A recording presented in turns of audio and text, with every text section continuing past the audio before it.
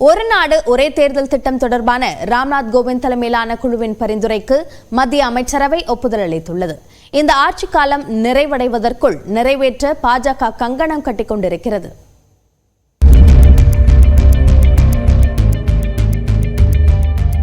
நாடு சுதந்திரமடைந்தபின் 1951ஆம் ஆண்டு முதல் 1967ஆம் ஆண்டு வரை நாடாளுமன்ற தேர்தலுடன் அனைத்து மாநிலங்களுக்கும் ஒரே நேரத்தில் தேர்தல் நடைபெற்றது.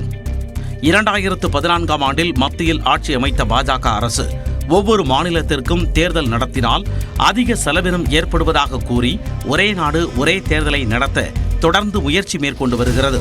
இந்நிலையில் ஒரே நாடு ஒரே தேர்தல் தொடர்பாக குடியரசு முன்னாள் தலைவர் ராம்நாத் கோவிந்த் தலைமையிலான உயர்மட்ட குழு அளித்த பரிந்துரைக்கு மத்திய அமைச்சரவை ஒப்புதல் தந்தது. கடந்த செவ்வாய்க்கிழமை செய்தியாளர்களிடம் பேசிய உள்துறை அமைச்சர் அமித் ஷா, இந்த ஆட்சி காலத்திற்குள் ஒரே நாடு ஒரே தேர்தல் திட்டம் அமல்படுத்தப்படும் என கூறியிருந்த நிலையில் மத்திய அமைச்சரவை ஒப்புதல் தந்தது கவனம் பெற்றுள்ளது. இது தொடர்பாக செய்தியாளர்களை சந்தித்த மத்திய அமைச்சர் அஸ்வினி வைஷ்ணவ், இத்திட்டத்தை அவசரமாக செய்யவில்லை என்றும் நீண்ட நாட்களாக பாஜக முன்னெடுத்து வரும் திட்டம்தான் என்றார். A large number of political parties across the political spectrum have actually supported the One Nation, One Election initiative. When they interacted with the high-level committee, they gave their inputs in a very succinct manner, with a lot of clarity. Our government believes in creating a consensus on items which affect our democracy, our nation in the long run, and this is a subject, this is a topic which really will strengthen our democracy, will strengthen the center-state relations, will make sure that our country grows at a much faster pace.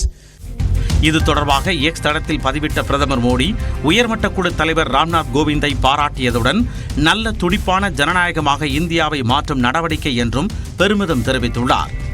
Congress கட்சியின் தேசிய தலைவர் கார்கே, இது நடைமுறைக்கு சாத்தியமில்லாத ஒன்று என்றும் வேறு பிரச்சனைகளை திசை திருப்பவே இவ்வாறு பாஜக செயல்படுவதாகவும் விமர்சித்துள்ளார். அடுத்து வரும் நாடாளுமன்ற கூட்டத்தொடரில் இந்த மசோதா அறிமுகப்படுத்தப்படும். இரு அவைகளிலும் பாஜக தலைமையிலான தேசிய ஜனநாயக கூட்டணிக்கு பெரும்பான்மை இருப்பதால் சட்டமும் சட்ட திருத்தங்களும் நிறைவேறுவதில் எந்த பிரச்சனையும் இருக்காது என்றே தெரிகிறது. ஒருவேளை பாஜக அரசு பதவிக்காலம் நிறைவடையும் 2029ஆம் ஆண்டில் ஒரே நாடு ஒரே தேர்தல் திட்டம் அமலாகிவிட்டால் தமிழ்நாடு, கேரளா, அசாம், மேற்கு வங்கம் உள்ளிட்ட 17 மாநிலங்களின் ஆட்சி காலம் 3 ஆண்டுகளுக்கும் குறைவாகவே இருக்கும். அப்போது அரசியல் பூகம்பம் வெடிப்பது உறுதி.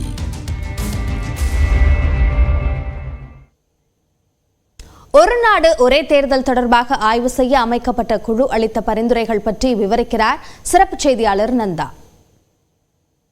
கடந்த ஆண்டு செப்டம்பர்ல முன்னாள் ஜனாதிபதி ராம்நாத் கோவிந்த் தலைமையில் ஒரே நாடு ஒரே தேர்தல் நடைமுறைய சாத்தியக்கூறுகள், இதை செயல்படுத்தணும்னா சாத்தியக்கூறுகள் என்ன, சாதக பாதங்கள் என்னவா இருக்கு அப்படின்ற ஆராயத்துக்காக ஒரு குழு அமைச்சாங்க. பல்வேறு அரசியல் கட்சி தலைவர்கள், பல்வேறு அமைப்புகள் இதில் கருத்துக்களை சொன்னாங்க. இந்த குழு கடந்த மார்ச் 14ஆம் தேதி 18,626 பக்கங்கள் கொண்ட பரிந்துரை அறிக்கையை ஜனாதிபதி திரௌபதி முர்மு கிட்ட கொடுக்குறாங்க. அதன் தொடர்ச்சியாக அந்த அறிக்கையில் குறிப்பாக சொல்லணும் அப்படின்னா, இந்த ஆய்வு நடத்தினப்ப அதிமுக உள்ளிட்ட 32 கட்சிகள் ராம்நாத் கோவிந்தனுடைய பரிந்துரைக்கு ஆதரவாகவும், அதே போல திமுக உள்ளிட்ட 15 கட்சிகள் எதிர்ப்பும் தெரிவிச்சிருந்தது. 15க்கும் மேற்பட்ட கட்சிகள் எந்த நிலைப்பாடும் எடுக்காம கருத்து இல்லை அப்படின்ற ஒரு நிலைப்பாட்டில் இருந்தாங்க.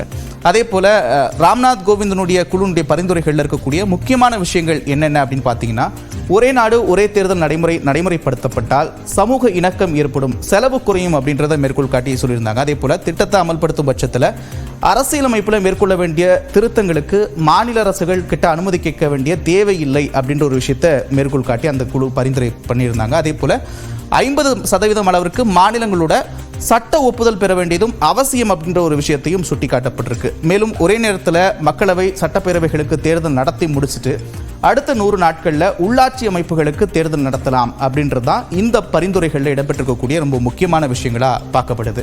சரி, ஏன் இதை அரசியல் கட்சிகள்லாம் எதிர்க்கிறாங்க, எதிர்ப்புக்கு என்னென்ன காரணம் அப்படின்னு பார்க்குறப்ப குறிப்பாக திமுகவை பொறுத்த வரைக்கும் ராம்நாத் கோவிந்தனுடைய குழு கிட்ட மாநில அரசுகளை முன்கூட்டியே கலைப்பதற்கான வாய்ப்புகளை இது ஏற்படுத்தி கொடுக்கும் அப்படின்றத எதிர்ப்பு குரலாக பதிவு செஞ்சிருந்தாங்க. அதே போல உயர்மட்ட குழுவை மத்திய அரசு அமைத்ததே சட்ட விரோதமானது, மத்திய அரசுக்கு இதில் இருக்கக்கூடிய உரிமைகள் என்ன அப்படின்ற ஒரு ஒரு கேள்வியும் திமுக முன்வைத்திருந்தது. அதே போல காங்கிரஸை பொறுத்த வரைக்கும் அரசியலமைப்பில் அடிப்படையில் மிகப்பெரிய அளவிற்கு மாற்றங்கள் ஏற்படும்.